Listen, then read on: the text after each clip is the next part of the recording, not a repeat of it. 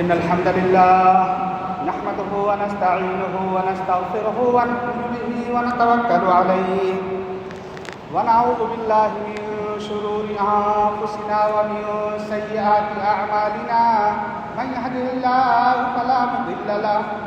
ومن يضلله فلا هادي له وأشهد أن لا إله إلا الله وحده لا شريك له وأشهد أن سيدنا مولانا محمدا عبده ورسوله أما بعد فإن خير الحديث كتاب الله وخير الهدي هدي محمد صلى الله عليه وسلم وشر الأمور محدثاتها وكل محدثة بدعة وكل بدعة ضلالة وكل ضلالة في النار فأعوذ بالله السميع العليم من الشيطان الرجيم من همزه ونفخه ونفثه بسم الله الرحمن الرحيم قاف والقرآن المجيد بل عجبوا أن جاءهم منذر منهم فقال الكافرون هذا شيء عجيب أئذا متنا وكنا ترابا ذلك رجع بعيد قد علمنا ما تنقص الأرض منهم وعندنا كتاب حفيظ بل كذبوا بالحق لما جاءهم فهم في أمر مريج أفلم ينظروا إلى السماء فوقهم كيف بنيناها وزيناها وما لها من فروج والأرض مددناها وألقينا فيها رواسي وأنبتنا فيها من كل زوج بهيج تبصرة وذكرى لكل عبد منيب ونزلنا من السماء ماء مباركا فأنبتنا به جنات وحب الحصيد والنخل باسقات لها طلع نضيد رزقا للعباد وأحيينا به بلدة ميتا كذلك الخروج كذبت قبلهم قوم نوح وأصحاب الرس وثمود وعاد وفرعون وإخوان لوط وأصحاب الأيكة وقوم تبع كلهم كذب الرسل فحق وعيد أفعينا بالخلق الأول بل هم في لبس من خلق جديد وقال تعالى في موضع آخر إنا أعطيناك الكوثر فصل لربك وانحر إن شانئك هو الأبتر وقال في موضع آخر والفجر وليال عشر بہت ہی نصیباور حاضرین جمعہ ہر طرح کی تعریفات و توصیفات اس وحدہ لا شریک خالق کائنات مالک ارض و سما کے لیے لائق و زیبا ہیں جس نے ہمیں پیدا فرمایا اور بے شبہ درود و سلام ہو اس ہستی اقدس و مقدس پر جس کا نام نامی اسم گرامی احمد مصطفیٰ محمد مصطفیٰ صلی اللہ علیہ وسلم ہے۔ حاضرین کرام، ہم سبھی کو یہ بات بخوبی معلوم ہے کہ ہم لوگ جن دنوں سے گزر رہے ہیں یہ دن انتہائی عظمتوں اور رحمتوں کے حامل ہیں۔ اللہ کے پیارے رسول صلی اللہ علیہ وسلم نے مختلف احادیث میں ان دنوں کی عظمت کو اجاگر کیا ہے اور اللہ رب العزت نے ان دنوں کی قسم کھا کر کے ان دنوں کی اہمیت کو بتایا ہے۔ چنانچہ اللہ رب العزت نے قرآن پاک میں ارشاد فرمایا والفجر ولیال عشر، یعنی قسم ہے فجر کی اور 10 راتوں کی۔ ولیال عشر کے تعلق سے مفسرین نے کہا ہے کہ اس سے مراد ذی الحجہ کے ابتدائی 10 دن ہیں۔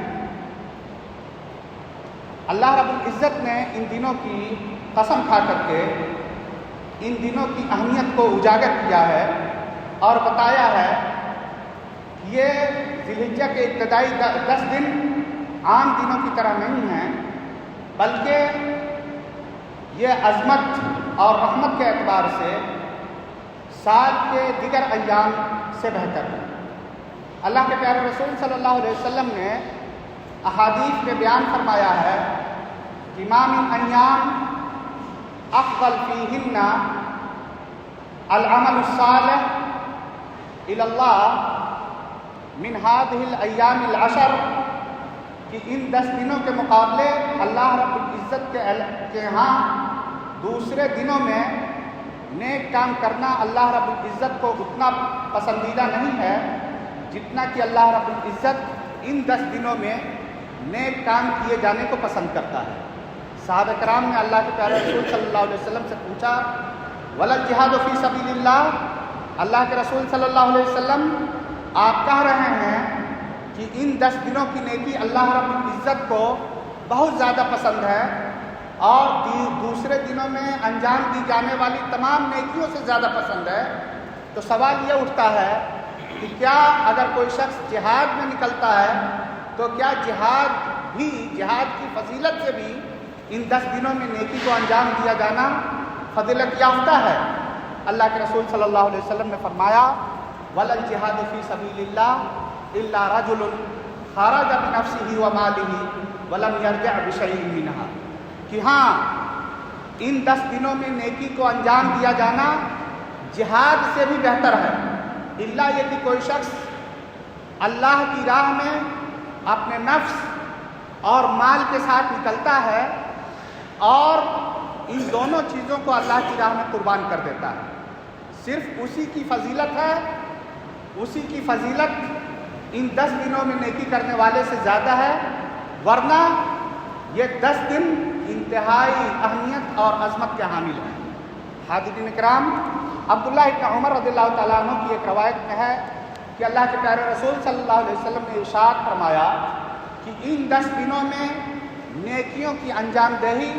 اللہ رب العزت کو انتہائی پسند ہے، یہاں تک کہ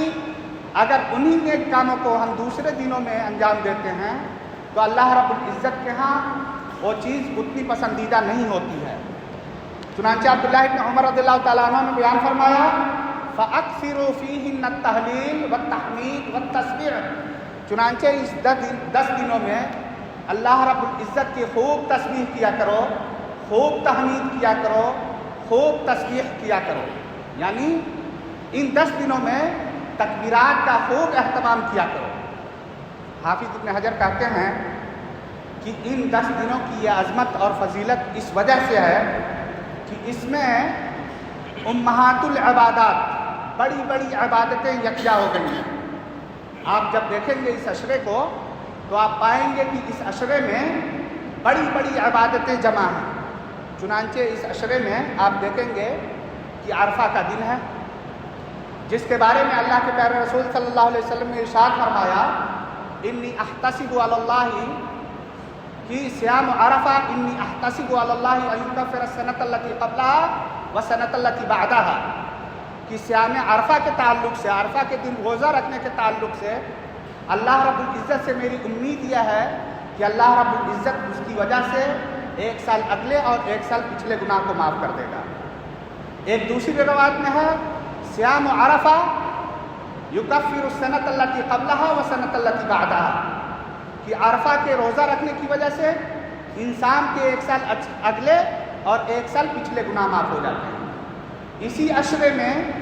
انسان قربانی کا اہتمام کرتا ہے، اور قربانی کے بارے میں ہمیں معلوم ہے کہ اللہ رب العزت کے نزدیک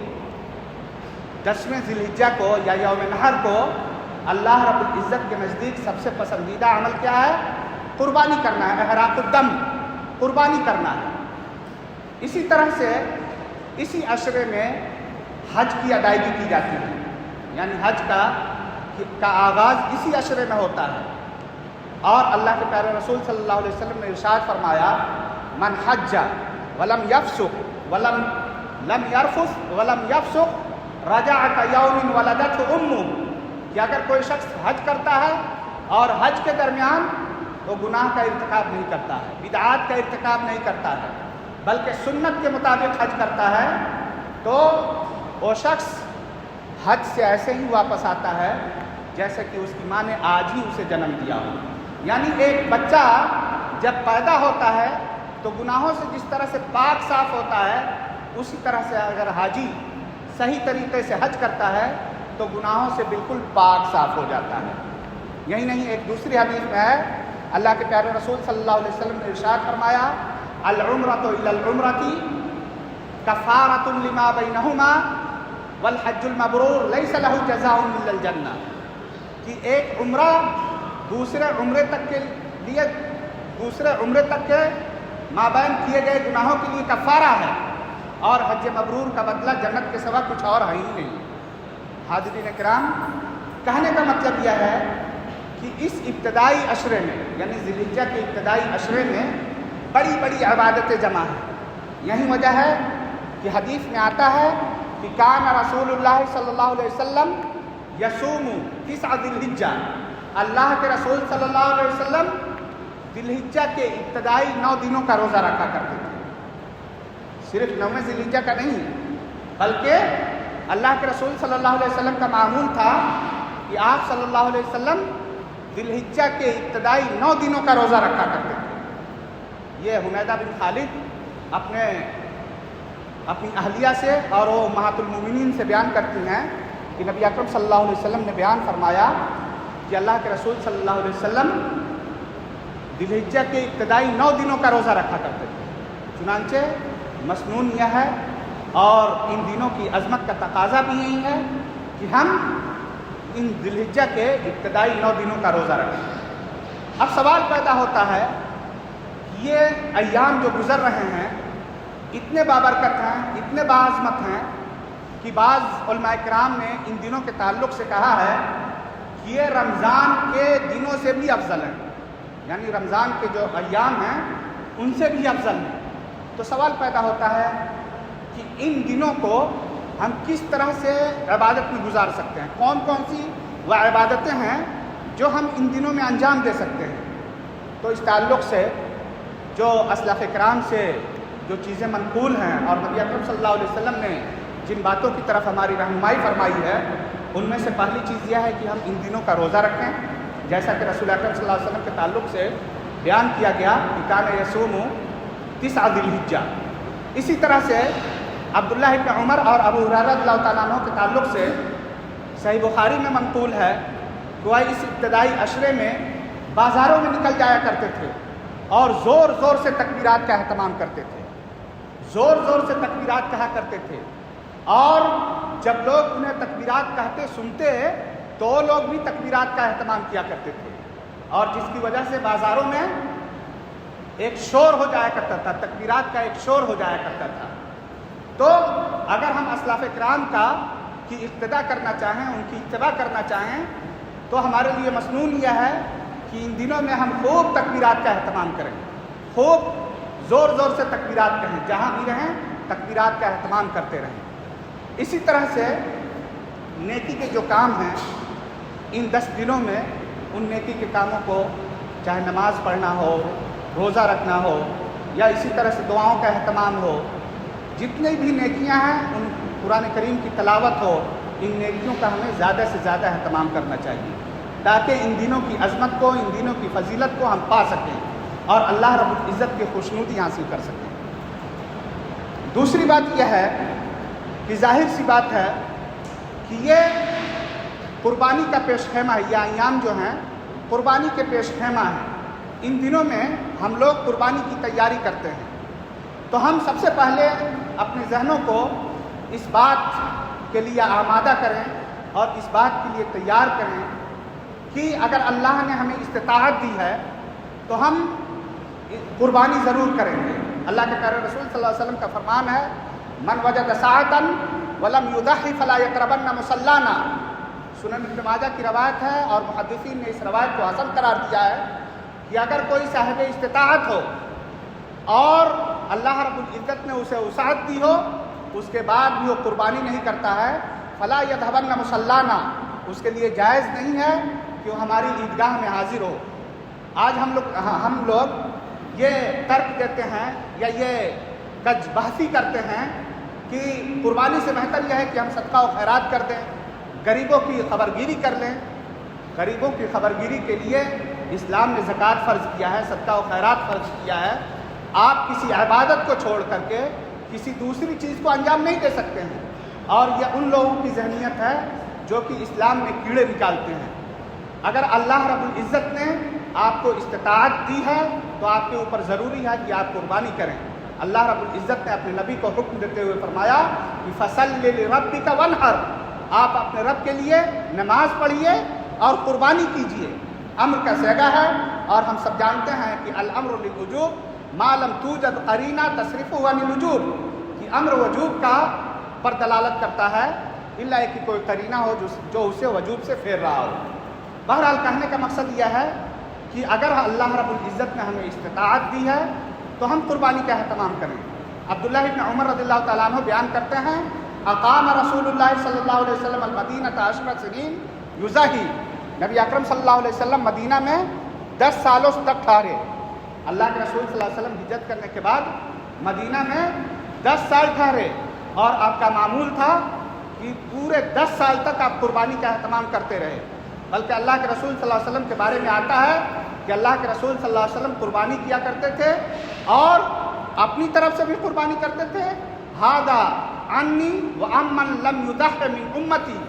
اور اس کی طرف سے بھی قربانی کیا کرتے تھے جو آپ کی امت میں سے قربانی نہ کر سکتا تھا، یا جو صاحب استطاعت نہیں ہوتا تھا اس کی طرف سے بھی آپ قربانی کیا کرتے تھے۔ تو گویا کہ اللہ کے رسول صلی اللہ علیہ وسلم نے بھی اس قربانی کا اہتمام کیا ہے، اور اس قربانی کو جب ہم کریں تو سب سے پہلی چیز یہ ہے کہ ہم اپنی نیتوں کو صاف کریں۔ ہمارا مقصد ریاکاری نہ ہو، ریا نمود نہ ہو، کیونکہ ریا ایک ایسی چیز ہے کہ جب کسی عبادت کے اندر داخل ہو گئی تو بڑی سے بڑی عبادت کو بھی برباد کر دیتی ہے۔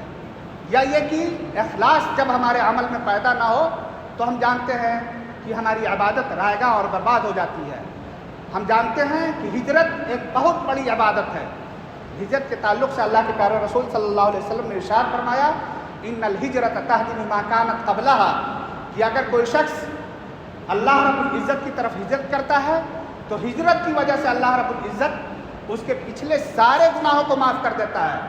لیکن اگر ہجرت میں ریاکاری داخل ہو جاتی ہے تو اللہ کے پیارے رسول صلی اللہ علیہ وسلم نے فرمایا کہ انما الاعمال بالنیات وانما لکل امرئ ما نوى فمن كانت هجرته الى الله ورسوله فهجرته الى الله ورسوله ومن كانت هجرته لدنيا يصيبها او امرأة يتزوجها فهجرته الى ما هاجر اليه، کہ اگر کوئی شخص دنیا طلبی کے لیے یا کسی عورت سے شادی کے لیے ہجرت کرتا ہے تو اس کی ہجرت اسی کام کے لیے مانی جائے گی۔ مشہور حدیث ہے کہ ایک خاتون تھی ام مہاجر مدینہ میں، ان سے کسی صحابی نے شادی کرنے کے لیے سفر کیا اور بعد میں جا کر کے کہہ دیا کہ میں نے یہ ہجرت اس وجہ سے کی ہے کہ میرا مقصد اسلام کے لیے ہجرت کرنا تھا۔ اللہ کے رسول صلی اللہ علیہ وسلم کو جب اس کی اطلاع ہوئی تو اللہ کے رسول صلی اللہ علیہ وسلم نے یہ حدیث بیان فرمائی اور کہا کہ من کانت ہجرتہ لدنیا یصیبها او امرأة یتزوجها فہجرتہ الی ما ہاجر الیہ۔ کتنی بڑی عبادت ہے ہجرت، لیکن صرف نیت میں فطور ہے، نیت میں فطور ہے، اس کی وجہ سے یہ عبادت برباد ہو گئی۔ تو اگر ہم قربانی کسی دوسرے پر فخر و مباحات کے لیے، کسی دوسرے سے بہتر بتانے کے لیے اپنی قربانی کو کر رہے ہیں تو معاف کیجیے کہ یہ ہمارے اس قربانی کو اللہ رب العزت کو ضرورت نہیں ہے۔ لن ینال اللہ لحومها ولا دماؤها ولکن ینالہ التقوی منکم، اللہ رب العزت کو ہم جو موٹے جانور ذبح کرتے ہیں اس کا گوشت نہیں پہنچتا ہے، اللہ رب العزت کو جو چیز پہنچتی ہے وہ ہمارے دلوں کا خلوص اور دلوں کا تقوی پہنچتی ہے۔ تو ضرورت اس بات کی ہے کہ جب ہم قربانی اللہ رب العزت کے حضور پیش کریں تو سب سے پہلے اپنی نیت کو خالص کریں، اپنی نیت کے اندر جھانکیں، اور اس طرح کا کوئی شائبہ ہمارے ذہن و دماغ میں موجود ہے تو اس کو خرچ کر کے پھینک دیں، کیونکہ اللہ کے پیارے رسول صلی اللہ علیہ وسلم نے کہا ہے کہ ان اخوف ما اخاف علی امتی، کہ میں اپنی امت پر سب سے زیادہ شرک خفی سے ڈرتا ہوں، اور شرک خفی کیا ہے؟ ریاکاری ہے۔ اللہ کے پیارے رسول صلی اللہ علیہ وسلم نے ایک تیسری حدیث میں بیان فرمایا کہ من صلی یرائی فقد اشرک، شداد بن اوس رضی اللہ تعالیٰ عنہ کی حدیث ہے کہ من صلی یرائی فقد اشرک، من شام یرائی فقد اشرک، من تصدق یرائی فقد اشرک، کہ اگر کوئی شخص دکھاوے کے لیے نماز پڑھتا ہے تو وہ شرک کرتا ہے، کوئی شخص دکھاوے کے لیے روزہ رکھتا ہے تو شرک کرتا ہے، کوئی شخص دکھاوے کے لیے صدقہ کرتا ہے تو شرک کرتا ہے۔ مسند احمد کی روایت ہے۔ تو ان تمام حدیثوں سے معلوم ہوتا ہے کہ اگر ہم قربانی کر رہے ہیں تو سب سے پہلے ہمیں اپنی نیت کو خالص کرنے کی ضرورت ہے۔ نیت کے اندر یا ہمارے من میں جو شیطان بیٹھا ہوا ہے اس کو مارنے کی ضرورت ہے۔ اگر ہم نے اپنے من کے اندر جو شیطان بیٹھا ہے اس کو مار لیا تو یقین جانیے کہ ہم کامیاب ہو جائیں گے۔ اسی طرح سے قربانی کے تعلق سے جو دوسری بات یاد رکھنے کی ہے وہ یہ ہے کہ جب ہم اس عشرے میں داخل ہو گئے اور قربانی کرنے کا ارادہ ہو تو ہم اپنے ناخن، بال، مونچھ کے بال وغیرہ کاٹنے سے پرہیز کریں۔ اللہ کے پیارے رسول صلی اللہ علیہ وسلم نے ارشاد فرمایا من اراد اذا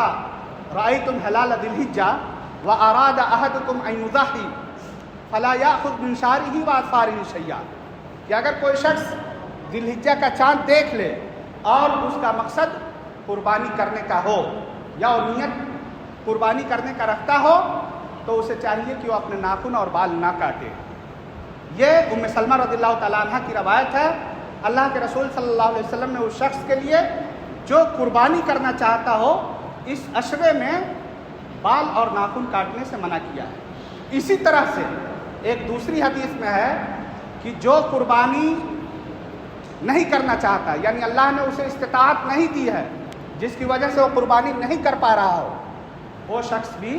بال اور ناخن کاٹنے سے اگر اس عشرے میں رکتا ہے تو اسے بھی قربانی کرنے کا ثواب حاصل ہوگا۔ ایک حدیث ہے جس میں ایک صحابی نے اللہ کے رسول صلی اللہ علیہ وسلم سے پوچھا کہ اللہ کے رسول صلی اللہ علیہ وسلم میرے پاس ایک دودھاری اونٹنی ہے، اس کے علاوہ میرے پاس کوئی جانور نہیں ہے، کیا میں اس کی قربانی کر دوں؟ اللہ رب العزت اسے قبول کرے گا؟ اللہ کے رسول صلی اللہ علیہ وسلم نے کہا کہ تم اس کی قربانی مت کرو کیونکہ اس کا بچہ پھر دودھ سے محروم ہو جائے گا، بلکہ تم اس عشرے میں اپنے بال، ناخن، زیر ناف کے بال وغیرہ کاٹنے سے رک جاؤ۔ فتل کا تمام اضحیتی کا، اس کی وجہ سے تمہیں قربانی کا مکمل ثواب حاصل ہوگا۔ بہت سارے محدثین نے اور محقق علماء کرام نے اس روایت کو ضعیف قرار دیا ہے، لیکن صحیح بات یہ ہے کہ روایت حسن ہے، کیونکہ اس روایت میں اس کی سند میں ایک راوی ہے عیسیٰ ابن حلال صدفی، ان کے تعلق سے حافظ ابن حجر اور امام فسوی نے صدوق قرار دیا ہے، اور صدوق کی روایت حسن ہوتی ہے۔ چنانچہ اگر کوئی صاحب استطاعت نہیں ہے اور وہ قربانی کرنے کا ارادہ رکھتا ہے تو اسے بھی چاہیے کہ وہ اس عشرے میں ناخن، بال وغیرہ نہ کاٹے، اور اگر وہ ایسا کرتا ہے تو اسے بھی قربانی کا ثواب حاصل ہوگا۔ چنانچہ ان چیزوں کا ہمیں اہتمام کرنا چاہیے۔ اسی طرح سے قربانی کے تعلق سے ایک چیز یہ یاد رکھنے کی ہے کہ قربانی کا جانور ہمیشہ عید کی نماز کے بعد ہی، یعنی عید الاضحیٰ کی نماز کے بعد ہی ذبح کرنی ہے۔ بہت سارے لوگ خاص طور سے دیہاتوں میں دیکھا گیا ہے کہ قربانی کے جانور عید کی نماز سے پہلے ہی ذبح کر دیتے ہیں۔ اللہ کے رسول صلی اللہ علیہ وسلم نے ایک موقع سے دیکھا، اور کچھ مسلک میں ایسا بھی لکھا ہوا ہے کہ دیہات اور شہروں کے درمیان فرق کیا جائے گا، اور اسی وجہ سے لوگ دیہات میں اپنے قربانی کے جانوروں کو پہلے ہی ذبح کر دیتے تھے، جبکہ نبی اکرم صلی اللہ علیہ وسلم ایک موقع سے نماز پڑھا کر کے لوٹے تو دیکھا کہ کچھ صحابہ کرام نے اپنے جانوروں کو نماز سے پہلے ہی ذبح کر دیا ہے۔ اللہ کے رسول صلی اللہ علیہ وسلم سخت ناراض ہوئے اور کہا کہ من ذبح قبل ان یصلی فانما ذبحہ لنفسہ، اگر کسی نے نماز کی ادائیگی سے پہلے اپنے جانور کو ذبح کر دیا ہے تو اس نے اس جانور کو اپنے لیے ذبح کیا ہے، اللہ کے لیے ذبح نہیں کیا ہے۔ بعض روایتوں میں ہے کہ وہ گوشت کا عام گوشت ہے، عام ذبیحہ ہے، قربانی کا جانور نہیں ہے، بلکہ بعض روایتوں میں یہاں تک ہے کہ فَلْيَذْبَحْ مَكَانَهَا أُخْرَى، کہ جس صاحب نے عید کی نماز سے پہلے جانور کو ذبح کیا تھا انہیں حکم دیا کہ اس جگہ پہ دوسرے جانور کو ذبح کریں، یعنی نماز کے بعد دوسرا جانور ذبح کریں۔ چنانچہ اس بات کو ہمیشہ یاد رکھنا چاہیے کہ اگر ہم جانور ذبح کرنے کا ارادہ رکھتے ہیں تو عید کی نماز کے بعد جانور کو ذبح کرنا ہے۔ اسی طرح سے قربانی ہمیں ایسا نہیں کہ کسائی کے انتظار میں ہم 4 بجے 5 بجے ذبح کر رہے ہیں، نہیں، اللہ کے رسول صلی اللہ علیہ وسلم کا معمول یہ تھا۔ بریدہ بن حصیب رضی اللہ تعالیٰ عنہ بیان کرتے ہیں کہ اللہ کے رسول صلی اللہ علیہ وسلم عید الفطر میں کھائے بنا نہیں جاتے تھے، یعنی کچھ تاک کھجوریں کھا کر کے ہی عیدگاہ جایا کرتے تھے، لیکن عید الاضحیٰ میں اللہ کے رسول صلی اللہ علیہ وسلم کا معمول یہ ہوا کرتا تھا کہ اللہ کے رسول صلی اللہ علیہ وسلم بغیر کھائے عیدگاہ جاتے تھے،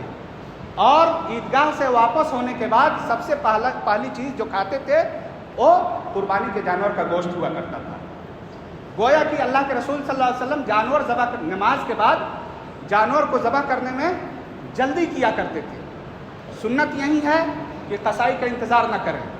بلکہ اگر آپ خود ذبح کر سکتے ہوں تو خود ذبح کریں۔ اللہ کے رسول صلی اللہ علیہ وسلم نے خطبہ حجۃ الوداع کے موقع سے 100 اونٹوں کی قربانی پیش کی تھی، جس میں سے 63 جانوروں کی قربانی اپنے ہاتھوں سے ذبح کیے تھے۔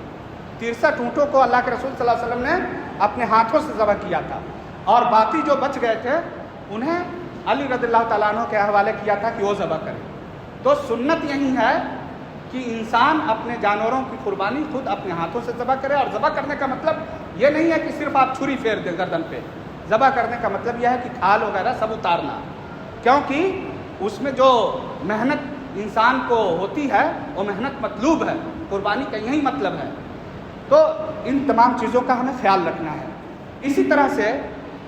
اس عشرے میں ہم میں سے اکثر لوگ جانور خریدیں گے، تو جانور جب خریدنے جائیں تو عید کے قربانی کے لیے جو جانور خریدیں اس میں کچھ چیزوں کی رعایت بہت ضروری ہے۔ ان چیزوں میں سب سے پہلی چیز یہ ہے کہ آپ جا رہے ہیں جانور خریدنے تو ایسا نہیں کہ سب سے جو کمزور جانور ہو، دبلا پتلا ہو، اس جانور کو خرید کر کے لے کے چلے آئیں۔ ہمیشہ یہ ذہن میں موجود رکھیں کہ اس جانور کو ہمیں اللہ کے لیے قربان کرنا ہے۔ تو عمدہ سے عمدہ جانور اللہ نے جو استطاعت آپ کو دے رکھی ہے اتنے میں آپ بہتر سے بہتر جانور خریدنے کی کوشش کریں۔ صحابہ کرام کے بارے میں آتا ہے کہ کننا نسمن الاضحیہ، ہم اپنے قربانی کے جانور کو موٹا کیا کرتے تھے، کھلا پلا کر کے موٹا کیا کرتے، والمسلمون یسمنون۔ اور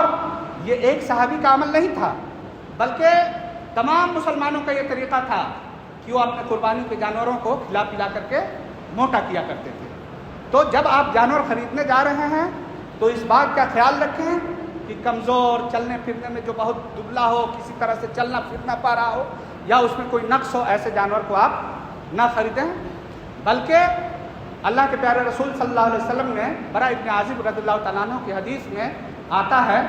کہ 4 لا تجوز فیہ الاضحیہ، 4 قسم کے جانور ایسے ہیں جن کی قربانی کفایت نہیں کرے گی، جن کی قربانی جائز نہیں ہے۔ العورہ بین عوروہا، ایسا کانا پن ایسا کانا جانور جس کا کانا پن ظاہر ہو، یعنی اگر جانور کانا ہے تو آپ اس کی قربانی پیش نہیں کر سکتے ہیں۔ اسی طرح سے والمریضہ بین مرضھا، کوئی ایسا جانور ہے جو اتنا بیمار ہے کہ اس کی بیماری سب پر آیا ہے، تو ایسے جانور کی آپ قربانی نہیں کر سکتے۔ والکثیرہ التی لا تنقی، جانور اتنا کمزور ہے کہ اس کے جسم پر گودا ہی نہیں ہے، جانور اتنا دبلا پتلا ہو گیا ہے کہ گودا دکھائی ہی نہیں دے رہا ہے، اور اسی طرح سے جانور لنگڑا کر کے چل رہا ہے، تو اس قسم کے جانوروں کی قربانی آپ نہیں پیش کر سکتے ہیں۔ اسی طرح سے علی بن ابی طالب رضی اللہ تعالیٰ عنہ کے بارے میں آتا ہے، وہ بیان کرتے ہیں کہ جب ہم قربانی کے جانور کو خریدنے جاتے تھے کہ کننا نستشرف العین والاذن، کہ ہم جب جانور خریدنے جاتے تھے تو جانور کے آنکھ اور کان کو چیک کیا کرتے تھے، دیکھ بھال کر کے خریدا کرتے تھے۔ تو جب بھی آپ جائیں تو آپ دیکھیں کہ ایسا تو نہیں کہ اس کے کان میں کوئی عیب ہے، اس کے آنکھ میں کوئی عیب ہے، ظاہر سی بات ہے کہ کوئی عیب ہے اور اس کے بعد بھی ہم خرید رہے ہیں، تو گویا کہ اس جانور کی اہمیت کو ہم نہیں جان رہے ہیں، ہمارے دل میں یہ تصور موجود نہیں ہے کہ اس جانور کی قربانی پیش کرنی ہے، اللہ کے لیے پیش کرنی ہے۔ تو جب ہم جس چیز کو اللہ کے لیے انتخاب کر رہے ہیں وہ بہتر سے بہتر انتخاب کرنے کی کوشش کریں۔ تو ضرورت اس بات کی ہے کہ ان تمام چیزوں کا اہتمام کریں۔ اسی طرح سے قربانی کا جانور دانتا ہوا ہونا چاہیے، لا تذبحوا الا مسنہ، حدیث میں ہے کہ صرف، اور جانور کے تعلق سے ایک بات میں عرض کر دوں کہ عمر کا اعتبار نہیں ہے، کوئی 2 سال کا جانور ہو جائے یا 1.5 سال کا جانور ہو جائے، اس بنیاد پہ آپ کسی جانور کو ذبح نہیں کر سکتے ہیں، بلکہ اللہ کے پیارے رسول صلی اللہ علیہ وسلم نے بیان فرمایا ہے کہ لا تذبحوا الا مسنہ، اس کے دانتا ہونا شرط ہے۔ اللہ کے رسول صلی اللہ علیہ وسلم نے صرف بھیڑ کے تعلق سے رخصت دی ہے کہ الا ان یعثر علیکم فتذبحوا جذعۃ من الضان، کہ الا یہ کہ تمہارے اوپر مشکل پڑ جائے، دانتا ہوا جانور خصی بکرا نہ ملے، تو اس صورت میں 1 سال کا دمبا ذبح کر سکتے ہو۔ صرف دمبے کے تعلق سے اللہ کے رسول صلی اللہ علیہ وسلم نے رخصت دیا ہے کہ دمبے میں جزا کفایت کرے گا، دوسرے جانوروں میں مسنہ کا ہونا ضروری ہے۔ اس کے علاوہ اگر دانتا جانور نہیں ہے، اور مزید ایک بات میں عرض کرتا چلوں کہ جانور کا بہیمۃ الانعام میں سے ہونا ضروری ہے۔ بہت سارے لوگ آپ دیکھیں گے کہ مرغا مرغی وغیرہ تعلق سے، یعنی خاص طور سے قربانی کے موسم میں کچھ چیزیں فیس بک وغیرہ پہ خوب چلتی ہیں، ان میں سے ایک چیز یہ ہے کہ کیا فلاں جانور کی قربانی آپ دے سکتے ہیں، قربانی کر سکتے ہیں کہ نہیں کر سکتے ہیں۔ آپ کوشش یہ کریں کہ صرف بہیمۃ الانعام، اب یہ مت کہیں کہ فلاں جانور کو بھی فلاں جنس میں داخل کیا گیا ہے، یہ چیز درست نہیں ہے۔ کیونکہ نماز کو بھی دعا کہا جاتا ہے، آپ مسجد کے گیٹ پہ داخل ہوں صرف دعا مانگ لیں تو آپ یہ نہیں کہہ سکتے کہ میں نے نماز پڑھ لیا، بلکہ نماز کا ایک اصطلاحی مفہوم ہے، شرعی مفہوم ہے، اس مفہوم میں صلاۃ کو ادا کرنا ضروری ہے۔ اسی طرح سے بقر کا اطلاق بقر پہ ہوتا ہے، ورنہ آپ دیکھیں گے کہ زیبرا کو بھی بقرہ وحشیہ کہا جاتا ہے۔ اب اس بنیاد پہ آپ زیبرا کی قربانی نہیں کر سکتے کہ اس پر بھی بقرہ کا اطلاق ہوتا ہے۔ ہرن کو بھی شات کہا جاتا ہے، اب حدیث میں شات کی اجازت ہے تو آپ ہرن کو بھی ذبح نہیں کر سکتے قربانی میں۔ کہنے کا مطلب یہ ہے کہ جن 4 جانوروں یا 8 جانوروں کے تعلق سے اجازت ہے، صرف انہی 8 جانوروں کی قربانی کرنی چاہیے، باقی کسی دوسرے جانور کی قربانی کرنے سے پرہیز کرنا چاہیے۔ اللہ ہمارے ملک میں جہاں تک گائے کی قربانی کا مسئلہ ہے تو سنگین ہے، اس کی قربانی سے ہمیں پرہیز کرنا چاہیے، کیونکہ ہم جانتے ہیں کہ اس کی بنیاد پہ بہت سارے فتنہ و فساد کا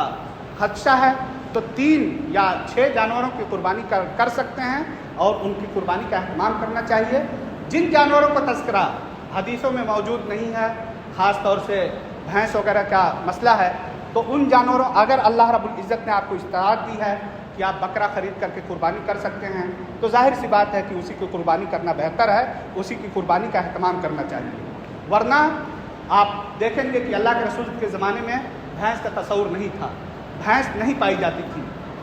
عمر ابن خطاب رضی اللہ تعالیٰ عنہ ایران کی سفر پہ گئے تو ان کو ایک بھینس دکھائی دی تھی، اور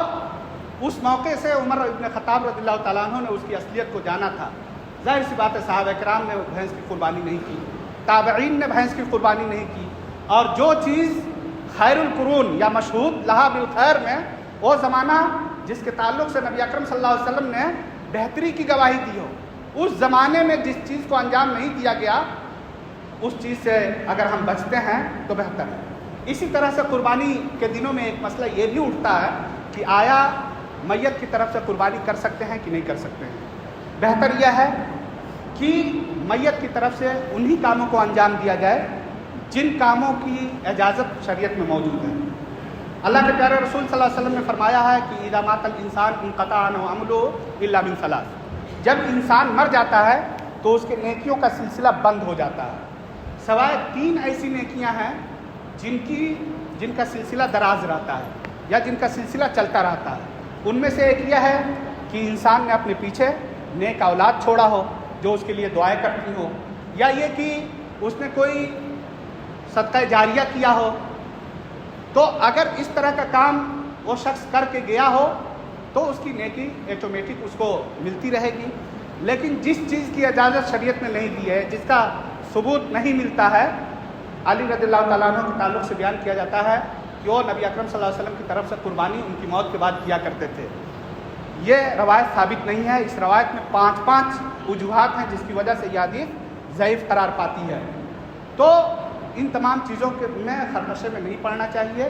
اور انہی اعمال کو، انہی چیزوں کو انجام دینا چاہیے جو متفق علیہ ہیں، جن پر کوئی غرض و غبار نہیں ہے۔ اللہ رب العزت سے دعا ہے کہ بار الہ تو ہمیں کہنے سننے سے زیادہ عمل کرنے کی توفیق ارزانی فرما. بار الہ جب تک زندہ رکھ دین اسلام پہ زندہ رکھ اور جب تو ہمیں وفات دے ایمان کی حالت میں وفات دے. بار الہ ہم میں سے جو بیمار ہیں انہیں شفاء کلی عطا فرما. بار الہ ہم میں سے جو مریض ہیں انہیں شفاء کلی عطا فرما. بار الہ ہم میں سے جو مقروض ہیں ان کے قرض کی ادائیگی کا سامان مہیا فرما. بار الہ دنیا میں جہاں کہیں بھی مسلمان مظلوم ہیں مقہور ہیں ظلم و ستم کی چکی میں پس رہے ہیں تو انہیں عزت و سطوت عطا فرما. آمین. وآخر دعوانا ان الحمدللہ رب العالمین.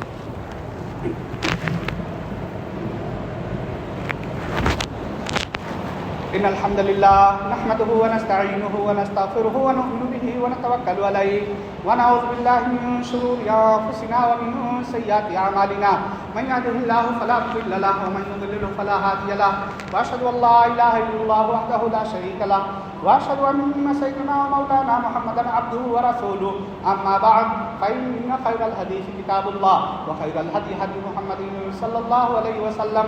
وشر الأمور محدثاتها وكل محدثة بدعة وكل بدعة ضلالة وكل ضلالة في النار. فأعوذ بالله السميع العليم من الشيطان الرجيم من همزه ونفخه ونفثه. بسم الله الرحمن الرحيم. إن الله وملائكته يصلون على النبي يا أيها الذين آمنوا صلوا عليه وسلموا تسليما. اللهم صل على محمد وعلى آل محمد كما صليت على إبراهيم وعلى آل إبراهيم إنك حميد مجيد. اللهم بارك على محمد وعلى آل محمد كما باركت على إبراهيم وعلى آل إبراهيم إنك حميد مجيد. عباد الله رحمكم الله إن الله يأمر بالعدل والإحسان وإيتاء ذي القربى وينهى عن الفحشاء والمنكر والبغي يعظكم لعلكم تذكرون. اذكروا الله يذكركم وادعوه يستجب لكم ولذكر الله تعالى أولى وأجل وأتم وأكبر والله أعلم بما تصنعون.